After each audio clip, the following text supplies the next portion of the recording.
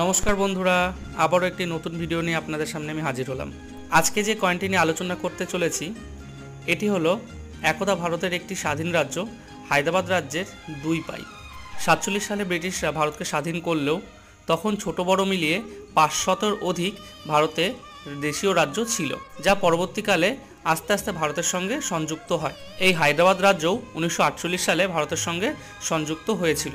আমার হাতে যে কয়েনগুলি দেখা যাচ্ছে এখানে 2 ধরনের কয়েন রয়েছে, একটি তামার ও ব্রোঞ্জের এবং 2 নিজামের কয়েন রয়েছে।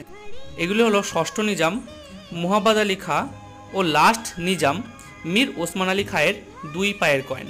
এই কয়েনটির সামনের দিকে ডেট এবং নিজামের নাম লেখা থাকে এবং পিছনের দিকে এর ডিনোমিনেশন ও রিজনাল ইয়ার লেখা থাকে। যেমন এখানে দেখা যাচ্ছে রিজনাল ইয়ার 1। এই গ্রেডে এই কয়েনগুলির মূল্য 80 থেকে 150 টাকা হয়ে থাকে। ইউএনসি গ্রেডে 200 কিংবা তার কিছু অধিক